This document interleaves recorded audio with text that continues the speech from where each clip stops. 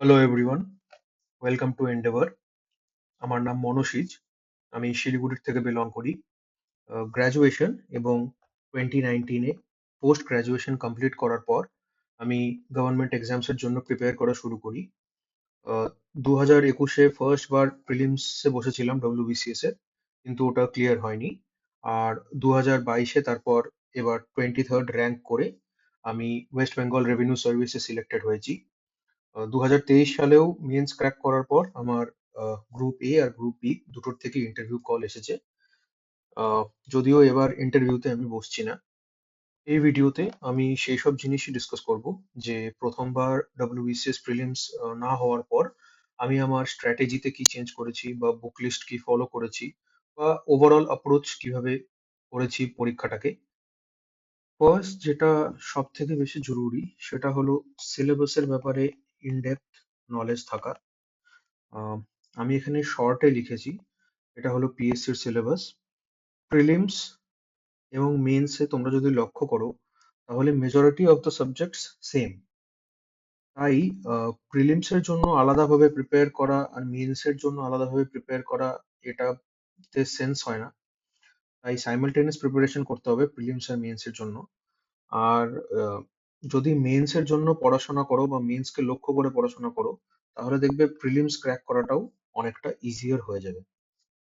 Next যেটা important, in fact আমার মনে হয় এই প্রিপারেশন ফেজে যেটা সবচেয়ে বেশি ইম্পর্টেন্ট আর সবাইকে খুব হেল্প করবে সেটা হলো প্রিভিয়াস ইয়ার কোয়েশ্চেন্স। প্রত্যেক বছর 30% বা তার থেকেও বেশি কোয়েশ্চেন্স প্রিলিমস আর মেন্সে ডিরেক্টলি বা ইনডিরেক্টলি প্রিভিয়াস ইয়ার কোয়েশ্চেন্স থেকে জিজ্ঞেস করে। আর যেখানে এক্সামের কাট অফই অ্যারাউন্ড 55 to 60%, সেখানে যদি 35% কোয়েশ্চেন প্রিভিয়াস ইয়ার্স থেকে আসে তার মানে তার ইম্পর্টেন্ট সবাই বুঝতেই পারছো। আহ, কোনো কোনো সময় ডিরেক্টলি কোয়েশ্চেন্স জিজ্ঞেস করে দেয় প্রিভিয়াস ইয়ার্স থেকে, যেমন এটা 2004 সালে প্রিলিমসের প্রশ্ন, first historical empire of India. এই সেম প্রশ্নটা আবার 2023 সালে জিজ্ঞেস করা হয়েছে। আহ, কিছু কিছু সময় মেন্সের প্রশ্ন প্রিলিমসে জিজ্ঞেস করে নেয়, যেমন এখানে 2018 সালে মেন্সের প্রশ্ন ফরেজি মুভমেন্টের লিডারের ওপর প্রশ্ন। এই সেম প্রশ্নটা এখানে আবার 2023 সালে করেছে। আর কিছু কিছু সময় ইনডিরেক্টলি প্রশ্ন জিজ্ঞেস করা হয়, যেমন এখানে 2021 সালে কার্লাইল সার্কুলারের উপর প্রশ্ন জিজ্ঞেস করা হয়েছে। সিমিলারলি 2022 সালেও কার্লাইল সার্কুলারের উপর আবার প্রশ্ন জিজ্ঞেস করা হয়েছে। প্রিভিয়াস ইয়ার কোয়েশ্চেন্স এর ইম্পর্টেন্স এইটুকু অব্দি লিমিটেড নয় যে এখান থেকে কোয়েশ্চেন্স ডিরেক্টলি বা ইনডিরেক্টলি জিজ্ঞেস করা হয়। প্রিভিয়াস ইয়ার কোয়েশ্চেন্স থেকে এটাও জাজ করা যায় যে কোন সাবজেক্টটা কতটা রিলেটিভলি ইম্পর্টেন্ট, কোন সাবজেক্টের কোন পোর্শন থেকে বেশি প্রশ্ন জিজ্ঞেস করা হয়, আর সেই সাবজেক্টটা কতটা ডেপথে পড়তে হবে। যেমন এখানে আমি মিডিয়েভাল হিস্ট্রির মেন্সের অ্যানালিসিস করেছি লাস্ট 5 বছরের জন্য। আহ, এখান থেকে যদি আমরা দেখি যে প্রত্যেক বছর কোন এরিয়ার থেকে কতগুলো প্রশ্ন জিজ্ঞেস করা হয়েছে, তাহলে আমরা দেখবো যে ম্যাক্সিমাম কোয়েশ্চেন্স দিল্লি সালতানাত আর মুঘল এম্পায়ার থেকে জিজ্ঞেস করেছে। তো এখান থেকে আমরা এইটুকু আন্দাজা লাগাতে পারবো যে হ্যাঁ এইটুকু, এই দুটো সেকশন খুবই ইম্পর্টেন্ট। তো এই সেকশন দুটোকে আমাদের ভালো করে ইন ডেপথে পড়তে লাগবে। তো এখান থেকে আরেকটা যেটা জিনিস আহ, একটু মনে রাখতে হবে সেটা হলো কোর সিলেবাস এবং ফ্রিঞ্জ সিলেবাসের। কোর সিলেবাস বলতে সেই আহ, জায়গাগুলো বোঝাচ্ছি যেখান থেকে বেশিরভাগ কোয়েশ্চেন্স জিজ্ঞেস করা হয়। যেমন এই ক্ষেত্রে সেটা হবে দিল্লি সালতানাতের মুঘল এম্পায়ার। তো এগুলোকে ভালোভাবে এবং এগুলোকে প্রায়োরিটি বেসিসে কমপ্লিট করাটাই ফোকাস থাকা উচিত। ফ্রেঞ্চ সিলেবাস বলতে আমি সেই জায়গাগুলো বোঝাচ্ছি যেখান থেকে রিলেটিভলি কম কোয়েশ্চেন জিজ্ঞেস করা হয়। তো ইম্পর্টেন্সের স্কেলে দেখতে গেলে এগুলো একটু পরের দিকে করলেও হবে, কেন কি এতগুলো সাবজেক্ট আছে, এত ভাস্ট সিলেবাস যে কম সময়ের মধ্যে কমপ্লিট করতে গেলে প্রায়োরিটি বেসিসে সিলেবাস কমপ্লিট করতে হবে। এবার যদি আমরা আরেকটু ইনডেপথে অ্যানালিসিস করি, আহ, ধরে নাও মুঘল এম্পায়ারের থেকে যেরকম টাইপের কোয়েশ্চেন আসে, তাহলে আমরা দেখতে পারবো যে মুঘল এম্পায়ারের থেকে এই questions on all empires from Babur to Shah Alam, administration, key battles, literature, art, culture, এগুলো সবকিছুর উপর প্রশ্ন আসে। এখানে আমি লাস্ট 5 বছরে মুঘল এম্পায়ার থেকে যেসব প্রশ্ন মেন্সে জিজ্ঞেস করা হয়েছে সেগুলোকে ক্যাটাগরি ওয়াইজ লিস্ট ডাউন করেছি। এই প্রত্যেকটা প্রশ্নই আমাদের জন্য খুব ইম্পর্ট্যান্ট হয়ে দাঁড়ায়। শুধু প্রশ্নের উত্তর নয়, প্রশ্নতে যেসব কনসেপ্ট জিজ্ঞেস করা হয়েছে, যেসব এরিয়াস থেকে জিজ্ঞেস করা হয়েছে, প্রত্যেকটা এরিয়াই আমাদের জন্য ইম্পর্ট্যান্ট হয়ে দাঁড়াবে। যেমন ধরুন, আহ, আমরা যদি দেখি 2020-এ জিজিআর থেকে একটা প্রশ্ন জিজ্ঞেস করা হয়েছে। তো আমাদের জন্য শুধু এটা ইম্পর্ট্যান্ট নয় যে এই কোয়েশ্চেনের উত্তরটা কি, আমাদের জন্য পুরো জিজিয়া কনসেপ্টটাই ইম্পর্ট্যান্ট। যে জিজিয়া কি ছিল, কার উপর ইম্পোজ করা হতো, কে প্রথমবার জিজিয়া অ্যাবলিশ করেছে, কে রিইন্ট্রোডিউস করেছে, কোন বছরে করেছে। আহ, এইভাবে যখন আমরা পড়বো তাহলে আমাদের দেখবো যে নোটিস করব একই জায়গার থেকে অন্য অন্য ভাবে প্রশ্ন জিজ্ঞেস করে। যেমন এখানে 2020 সালে জিজিআর থেকে প্রশ্ন জিজ্ঞেস করেছে, আবার আহ 2023 সালেও আবার জিজিআর উপর প্রশ্ন জিজ্ঞেস করা হয়েছে। সিমিলারলি আমরা যদি দেখি যে 2023 সালে ইউসুফজাই রিভল্টের উপর প্রশ্ন জিজ্ঞেস করেছে। তো যখনই আমরা দেখবো যে ইউসুফজাই রিভল্ট থেকে প্রশ্ন জিজ্ঞেস করা হয়েছে, তো আমাদের জন্য পুরো ইউসুফজাই রিভল্টটাই খুব ইম্পর্টেন্ট হয়ে দাঁড়াবে। আহ, এটার উপর যদি আমরা একটু ফার্দার স্টাডি করি তাহলে দেখবো যে ইউসুফজাই রিভল্ট একবার আকবরের আন্ডারে হয়েছে, একবার অরঙ্গজেবের আন্ডারে হয়েছে। প্রথমবার যখন হয়েছিল তখন এই যে ফেমাস ব্যাটেল অফ মালান্দারি পাস 1586-এ, এখানে রাজা বীরবল মারা যান। তো এই সব ডেটা পয়েন্টস গুলো আমাদের জন্য খুব ইম্পর্টেন্ট হয়ে দাঁড়ায়। কেন কি দেখো, এক কোয়েশ্চেনের উত্তর থেকে আমরা অন্য কোয়েশ্চেনের উত্তর কানেক্ট করতে পারবো। আহ, যেরম এখান থেকে আমরা জানলাম যে আহ, রাজা বীরবল ব্যাটেল অফ মালান্দারি পাসে 1586-এ মারা যান। তো এর ওপরই একটা প্রশ্ন ডব্লিউবিসিএস মেন্স 2015-তে জিজ্ঞেস করা হয়েছিল, যে which of the following nobles of Akbar was killed by Afghan rebels in one of the Mughal campaigns. আহ, তো এইভাবে আমরা যখন একটার সাথে একটা এরিয়াকে লিংক করব, পিওয়াইকিউর সাথে যখন আমরা কনসেপ্টস লিংক করব, তখনই আমাদের প্রিপারেশনটা হোলিস্টিক হবে। নেক্সট ইম্পর্ট্যান্ট অ্যাসপেক্ট হলো এমসিকিউ সলভ করা। আমাদের পরীক্ষাটা এখনো প্রাইমারিলি অবজেক্টিভ বেসডই, তাই এমসিকিউ সলভ করার কোনো বিকল্প নেই। এমসিকিউ সলভ করার কিছু অ্যাডভান্টেজ আছে, যেরকম এমসিকিউ সলভ করতে গিয়ে অনেক আননোন কনসেপ্ট, অনেক আননোন ডেটা আমরা পাই, যেগুলো যদি আমরা আমাদের নোটসে ইনকর্পোরেট করি তাহলে নোটসটা আরেকটু হোলিস্টিক হয় আর পড়াশোনাটা আরেকটু কমপ্লিট হয়। রিভিশন করার সময় এমসিকিউস খুব হেল্প করে। কোনো চ্যাপ্টার বা কোনো স্পেসিফিক এরিয়া, কোনো সাবজেক্টের যদি আমরা রিভাইজ করি তখন পুরোটা বই ধরে রিভাইজ না করেও যদি ওই চ্যাপ্টারের ওপর বা ওই এরিয়ার ওপর এমসিকিউ সলভ করি আমরা, তাহলে অনেক কম সময়ের মধ্যেই রিভিশনটা কমপ্লিট করা যায়। আর নেক্সট অ্যাসপেক্টটা হলো এই সিক্সথ সেন্স। আমরা যখন কোনো প্রশ্ন সলভ করি তখন উত্তর যদিও না জানা থাকে, তাও মাঝে মাঝে আমাদের মনে হয় না যে এই হয়তো এই অপশনটা হতে পারে। তো সেই জিনিসটাকেই যদি অ্যাকিউরেটলি ডেভেলপ করতে হয় তাহলে প্রচুর এমসিকিউ সলভ করতে হবে। সেখান থেকে যেই ডেটা গুলো পাবো আমরা বা যেই কনসেপ্টটার সম্মুখীন হব সেটার উপর পড়াশোনা করে সেটাকে আমাদের নোটসে অ্যাড করতে হবে। তাহলে কি সাবকনশিয়াস মাইন্ডে কোথাও না কোথাও সেই ব্যাপারটা থেকে যায়, আর সেখান থেকে প্রচুর এরকম কোয়েশ্চেন্স আমরা পরীক্ষায় সলভ করতে পারবো যেগুলো আমরা 100% শিওর নই। অনেক প্রশ্ন এরকম আমরা পাই যেগুলো আমরা 50% বা 60% শিওর, সেগুলোকে আমরা ইন্টেলিজেন্টলি গেস করতে পারবো। আর নেক্সট যেটা ইম্পর্টেন্ট সেটা হলো মক টেস্ট দেওয়া। কারণ পড়াশোনা করা একটা ব্যাপার আর পরীক্ষা দেওয়া আরেকটা ব্যাপার। পরীক্ষা দেওয়াটা অলমোস্ট একটা স্কিল যেটা over a period of time develop করতে হয়। আহ, একটা পরীক্ষা দেওয়ার মধ্যে অনেকগুলো ফ্যাক্টর কনসিডারেশনে আসে, যেমন সেই পরীক্ষার কাট অফ কত, কতগুলো সেই পরীক্ষাতে অ্যাটেম্প্ট করা উচিত, কতগুলো অ্যাটেম্প্টের মধ্যে কতগুলো আমাদের শিওরিটি আছে, কতগুলোতে আমাদের ইন্টেলিজেন্টলি গেস করতে হবে, এগুলো সবই মক টেস্টের থ্রুতে বোঝা যায়। এছাড়াও টাইম লিমিটের একটা ব্যাপার থাকে প্রত্যেকটা পরীক্ষাতেই। তাই সেই প্রেশার সিচুয়েশন কিভাবে রিক্রিয়েট করে আহ, সেই টাইম লিমিটের মধ্যে পেপার কমপ্লিট করা, এগুলো সবই মক টেস্ট থেকে প্র্যাকটিস করতে হয়। এছাড়াও মক টেস্ট থেকে কোন জায়গায় কোন সাবজেক্টে নলেজ গ্যাপ আছে, কোন সাবজেক্টটা কম রিভিশন করা হয়েছে, এগুলো সবই বোঝা যায়।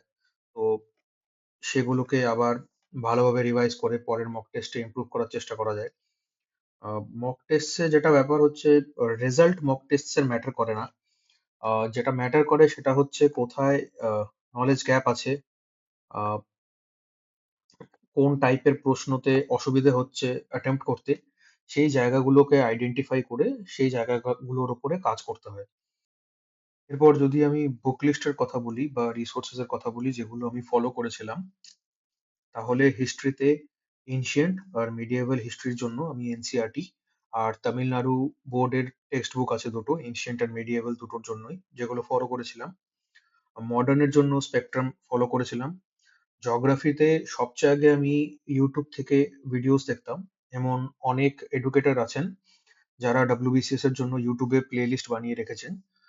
সেই ভিডিওস গুলো দেখে তারপর প্রিভিয়াস ইয়ার কোয়েশ্চেন্স গুলো দেখে তারপর আমি সেখান থেকে নোটস বানাতাম নিজের। আহ, তার জন্য এনসিইআরটিও ফলো করতাম, লুসেন্টও ফলো করতাম।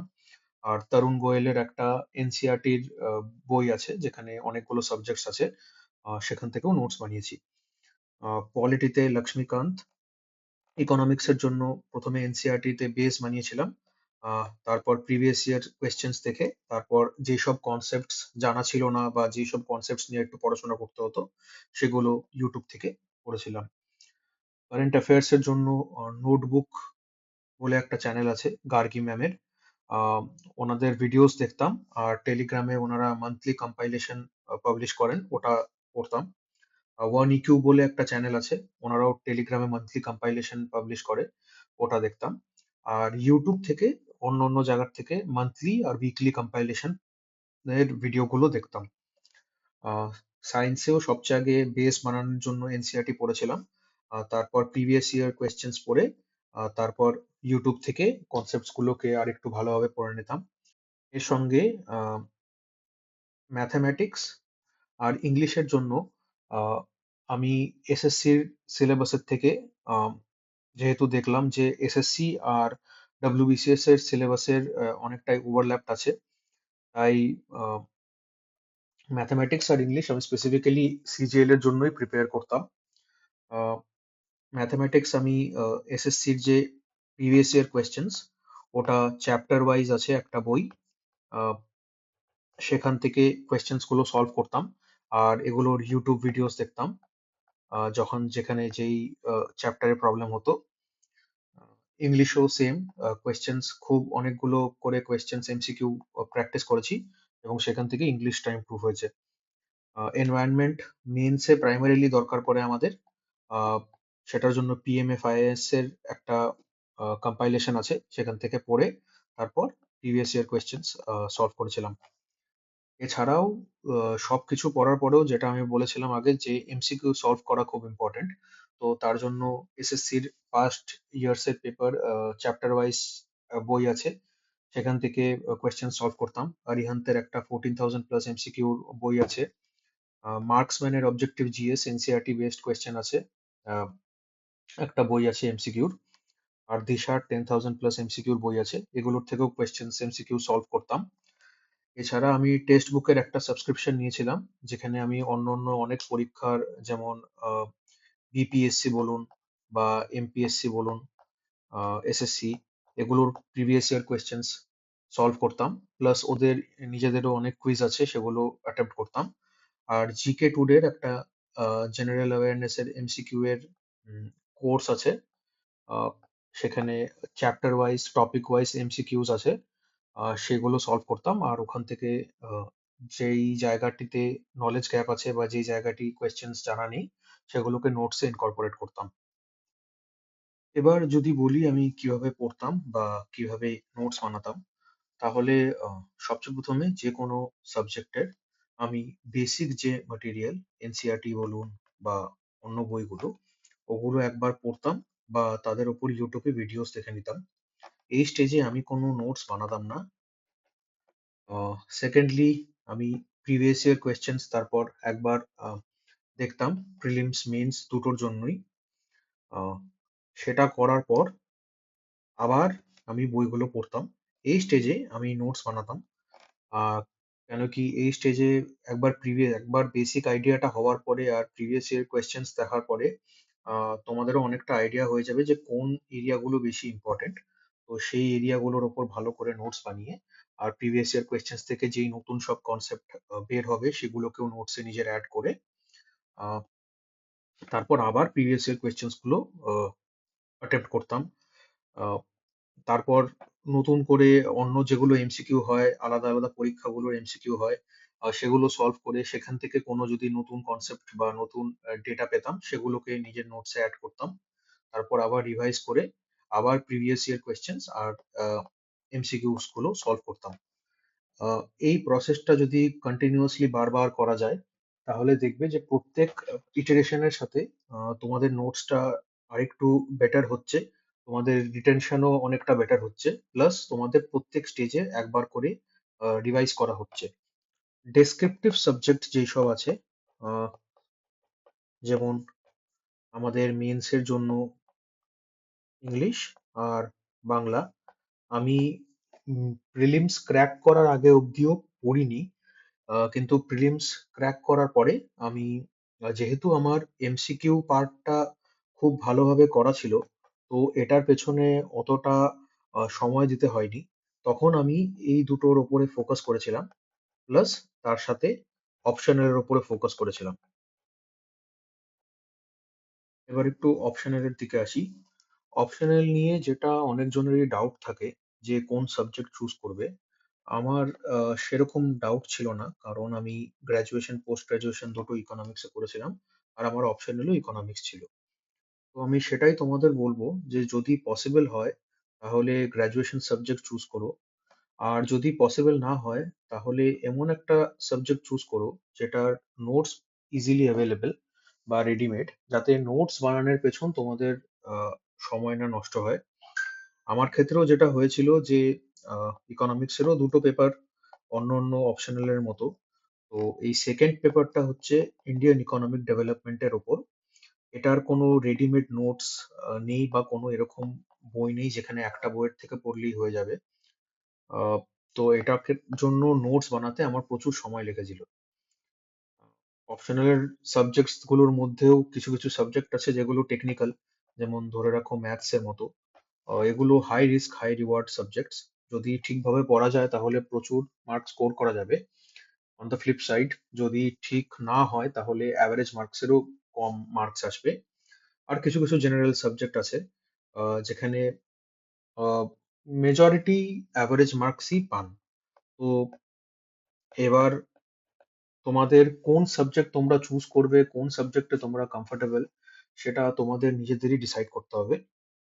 অপশনালটা এইভাবে চুজ করো না যে ওই কোনো অপশনালে প্রচুর মার্ক স্কোর করা যাচ্ছে বা অন্য কেউ তোমায় সাজেস্ট করেছে যে এই অপশনালটা নিতে।